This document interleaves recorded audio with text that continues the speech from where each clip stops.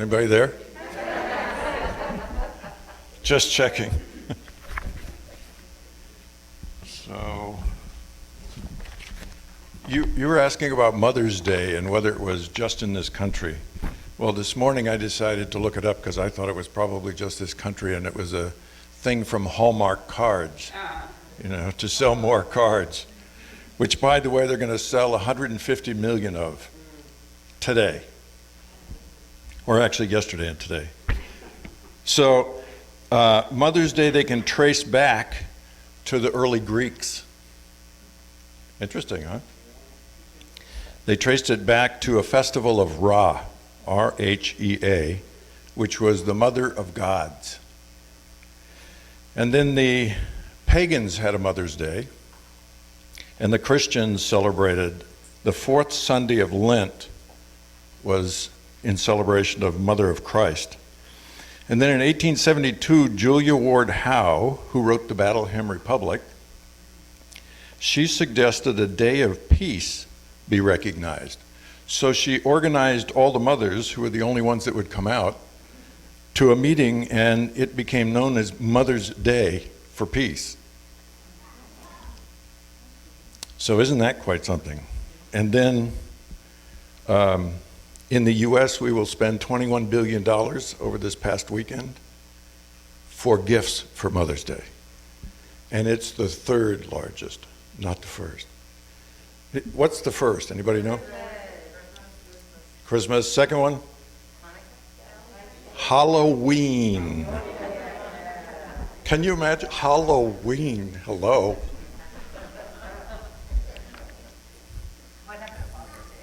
Yeah. Yeah. Father's Day on the list isn't on the list. It's not on my list. So, in the Western world, our sense of mother is often crowded out by all the various interpretations of Freud and what Freud thought about. And it's a whole different concept in the Western world of mother. And if you were to say, I hate my mother, and you were in India, they would be freaked out. Because in India, it's sacred. You're always supposed to respect your mother. India is considered motherland. And so it's very important to the Indian tradition. It's important to the Indian tradition because they have what is known as Divine Mother. And Divine Mother was the creator of the universe, the first of the creators of the universe. And Divine Mother symbolizes the feminine energy, and Divine Mother celebrates and is celebrated throughout India almost every single day. There is, as we've talked about before, the hugging saint, Amma, is considered Divine Mother. She is the divine incarnation of Mother, and if you want to know what mothering is all about, she's the one to look at for a demonstration, because she is the most compassionate, the most caring, the most understanding of anybody on the planet, because her entire focus is on everybody in the world, not any single one, but all. And you can watch her when you go to visit. She does darshan, and in the darshan, there can be thousands of people waiting, and she hugs them. The other morning I was watching her, and she was doing something with her arm back and forth, and I thought, I wonder what that is she's doing. It must be something really sacred. And she stopped and she said something in native language, and the interpreter said, she wants everybody to know she's moving her arm back and forth because for 48 years she's been hugging people and bringing them in with this arm, and she's getting sore. I'm thinking, I'd have got sore after 20 people. But she has hugged literally millions upon millions upon millions of people. I think the number is reaching 100 million people now. Can you imagine 100 million people she hugs. And in one day in Los Angeles, she hugged 23,000 people. It took 18 hours. Is that amazing? And when she hugs you, it's not just a hug to pull you down and say, hi. She pulls you in and she blesses you, and she gives that feeling of she's completely unconditional in her love. Completely unconditional in her love. Doesn't matter who you are or what you've done in the world or haven't done in the world, you are in her arms and she's completely focused on you, and it's all about love. The power of love transforms. And all we have to do is look at all of the people that have been healed in the world simply by compassion, understanding, love. Those are really important qualities. And so when we're honoring Mother's Day, we're honoring those qualities because those qualities are the qualities of a mother. Compassion, I mean, my mother, when I was a child and I had polio, spent every day, twice a day, coming in to massage my legs so that I wouldn't have to be in a cast. That's somebody who is not self-serving, who's looking at others. That's what mothers are about. The power of mother is also something we have to look at in terms of the earth, Mother Earth, and what we're doing to Mother Earth, and how Mother Earth is beginning to react. So the power of compassion and understanding and knowing and loving and openness, which the earth is, gets to a point where it's tilted. We're already tilted, by the way. Did you notice that there's articles now in all the science magazines where the glaciers are melting at rapid rates, and the amount of water that's going into the ocean, which is fresh water, by the way, going into salt water, is creating a different issue. But the first issue is that the weight of the water is shifting from glacier into water. So what's happened? It's began to tilt the earth slightly. The more that happens, the more it's going to continue on. And we have taken so many steps in our push to become the industrialized nation that we've gotten away from the compassion and the understanding and the peace and the joy that is the quality of Divine Mother. Amma says that, you know, at the rate we're going, it's going to be devastating to the next generation. So we need to get back to who we are and what we are, and the essence of who you are, and the essence of every single person on the planet is that light and love, which is the soul. And what causes this division, which is not the division outside, the division inside, is the fact that we've invested ourselves into the intellectual reasoning of the mind and left behind the power of the soul. We've left behind that which is more important than this structure, which is the body-mind. We think that this is who we are, and that's all that we have to worry about, and take care of that. That's a fool's game. Because until you understand who you truly are, you're investing yourself in something that's going to go away instead of something that's going to last. So the power that we have in the soul or in the heart is that compassion, that love, that infinite joy. And we have invested ourselves in temporariness, in things that are coming and going all the time. And because of that, we've gotten short-term in our outlook. Short-term, well, okay, so we'll do this for 10 or 15 years. It won't really matter because I won't be here in 10 or 15 years. Self-serving, yes? Yeah. Take the long-term view. For example, in financial planning in Japan, they plan for 7 generations. Not a generation, 7 generations. Think about that. Now, that's long-term. We need to start thinking about that in every area of our life. We need to think about that in every area of what's going on the planet. And unless we start pulling ourselves from the inside out instead of from the outside in, there's going to be more and more and more and more and more division and trouble. We're seeing division that we haven't seen before in the world. We think. Do you think? Actually, we've had this for eons. It started somewhere back, maybe even 100,000 years ago. And it's been that point in time when, quote, as the Christians would say, we left the Garden of Eden. Meaning we left the ideal and we've started moving into this whole worldly sense of ourselves. And we've gotten more and more and more selfish, and as a result, more and more isolated. And the more and more isolated we become, the more we pull away from other people. What happens? It becomes me and you. There's this division. And that division is mimicked in the rest of the world, everywhere we look. Mothers and that compassion we need everywhere on the planet right now. Compassion for what people are going through. As Mother Teresa is a great example of compassion. Completely opens her heart to those that are struggling. We need more of Mother Teresa and Mother Teresa's energy in the world.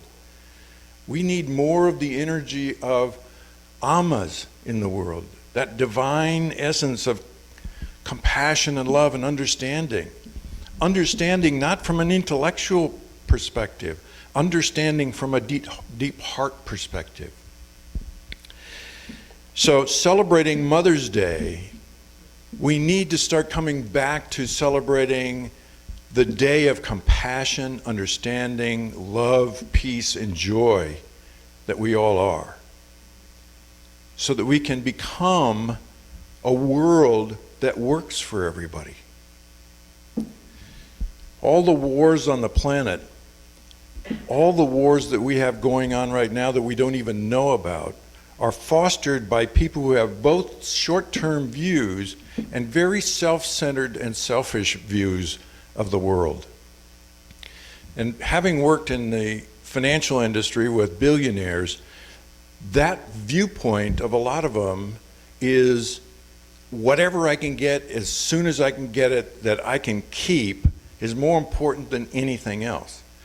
And then it becomes a point in time when 50 years later, 60 years later, they go, well, this is all going to go away. What am I going to do? I need to leave it to my kids. That's beginning to shift. As we know, Bill Gates and Melinda Gates have decided to give away their fortune. And that's harder than you think. It takes lots of time and energy to find appropriate places to give, not just walk out on the street and give the money. Which, by the way, I want to bring up Amma again because she just gave $10 million in India to start up 9 different clinics so that they can begin to treat the COVID issue that's happening. She has 4 hospitals in India, major hospitals, they're all full. So she is purchasing air bottles so that they can have enough air for people who are sitting outside in ambulances. COVID is really just destroying India. And so she's doing so much more. She's done $300 million in giving, and what she does is when there's a natural disaster like Katrina, she sent her volunteers from all over the world into Katrina and gave them cash to hand to each individual, not a check, not something they had to try and figure out how to get cash so they could pay for food and lodging and all. She had people giving cash to them so that they could still live while this was all going on. And here she is in India, and she's concerned with the whole world and what's going on. She did the same thing with the tsunami over in Indonesia. Those are just 2 examples of what she's done. She's building homes over in India. This is what we need to be doing. This is what we all need to be focused on, is how can I help the planet? How can I help my neighbor? How can I help the person down the street who's hurting? Those that are unemployed, those that are trying to find health, wealth, and living, just a life. We need to be able to do that for each other, because that's what it really means to be human. It's like the Golden Gate Bridge. There are so many incidents where people have decided to commit suicide and jump off the bridge, and people will stop their cars and run to grab them even as they're about to go over. Why? They could lose their life themselves doing that. Why? Because our inner instinct is, that's me. Well, that's the essence of who we are, the soul of who we are. The soul says, that is me. There's one soul in everybody. So if that person's going, I can grab them and hold them and stop them. Be compassionate, understanding as to what's going on in their life. We need to become more open with each other. We need to be more understanding with each other. These are just the basics of what being human is all about. Mother represents that. Mother represents that in spades.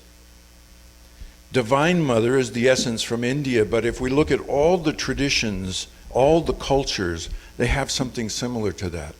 Whether it's the Greek culture, whether it's the Iranian culture, whether it's the whatever it might be, they all have this idea of Divine Mother. Why? Because they know what Mother represents. They know what those qualities are. And they say divine because divine is infinite. So the infinite is compassionate and loving and joyful and peaceful once we are in that place within ourselves. So I know the last time that I spoke, I got a little bit into the doomsday theory of what's been going on. There's a real reason why I want to do this, and I want to say we need to wake up. We need to wake up on this planet because we are doing things that are moving us to the precipice. And I know that there was a movie called The Day the Earth Stood Still. Keanu Reeves did the remake of the 1950s movie. And in it, he's with a professor saying, can you help us? And the professor says, you know, humanity usually goes to the edge of the cliff before they understand they've got to turn around and do something different. And the response is, we can't do that anymore. We're at the edge of the cliff. We need to turn around and go, we have to do this differently. And it's not just industrialized countries. It's everywhere, everywhere. As we open our hearts to our neighbors and our friends and our loved ones, we begin this journey.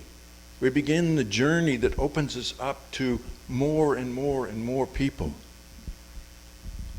And we all have to start doing that.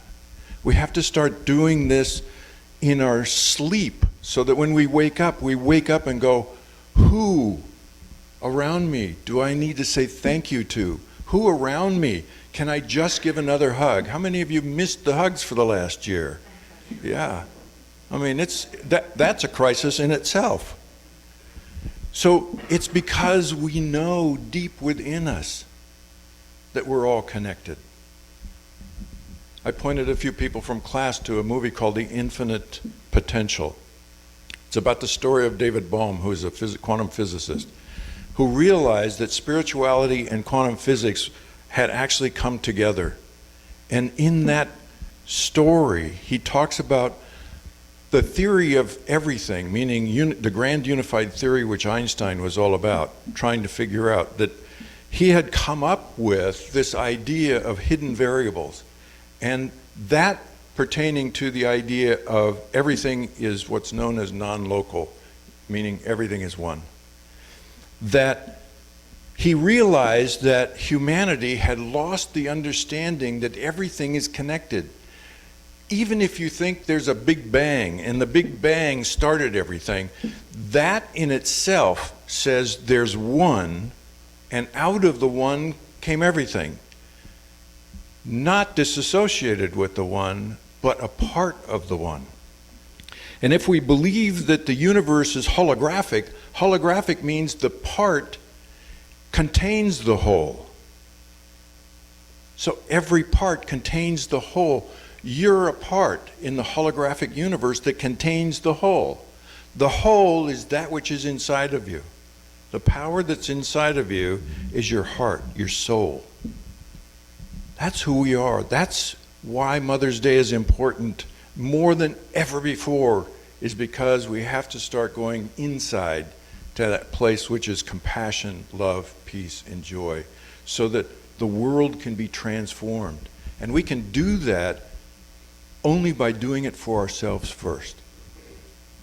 Each of us has to do that for ourselves first. When we do that and we touch that, that opens up the floodgates. Because from this point forward then, that's what you want to do with your life. Is transform the world. And I'm not saying there aren't people doing that now. There are certainly a lot of people doing that now. Just Doctors Without Borders, my granddaughter's talking about. She wants to do Doctors Without Borders, which is volunteering and going all over the world to help where they can't help themselves. And there's a lot of these people and organizations that are doing this kind of work, and we need to have that more and more and more. And it needs to be known in the press and out into the world itself, so we can say, there's an example, and there's an example, and there's an example. And look at this person, and look at Amma and what she's done for the world. That's the power that we have right now, because you can do that sitting in front of a computer. You can sit in front of a computer and tell the world, here's all the demonstrations of what's going on, to change the world, to transform it, to make it more compassionate. And then as we get out into the world in our daily lives, we can stop yelling at the guy ahead of us that's going too slow. 1. 2, we can stop yelling at the cashier at the grocery store because they're not getting things right. These little things make a big difference. If you smile, you change somebody's life. If you're angry at them, you shut them down. There's a story that I found last night, and I want to bring it up. It's about Mother. It's a little boy. A little boy goes to his mother and hands her a piece of paper. And he says, "Here, Mom." And she's cooking dinner, and she says, "Just a second." And she sets it down, and she finishes doing what she's doing, and she says, "I'm going to look at it in a second." And she finishes, and then she comes over, picks it up, and she looks at it, and she's got this mortified look on her face, like, what? She looks at it again, she looks at her son. He looks at her, and he goes, uh-oh, something's wrong. And she took the piece of paper and took a pen, and she wrote on the back of it, and she handed it back to him. He took the piece of paper, turned it back over to what he had written, and X'd it completely out and said, "Paid by Mother's love." What he had written was, "You owe me $5 for babysitting. You owe me $1.50 for cutting the grass. You owe me, you owe me, you owe me." The total is $15.20. What she wrote on the other side was, "You grew inside of me for 9 months, no charge. I taught you how to talk, no charge. I taught you how to walk, no charge. I've cooked your meals for 10 years, no charge. I've sat with you when you've screamed at night, no charge. For you, I would do anything, no charge." That's what we need. We need that. Every person needs to become that. No charge. Thank you.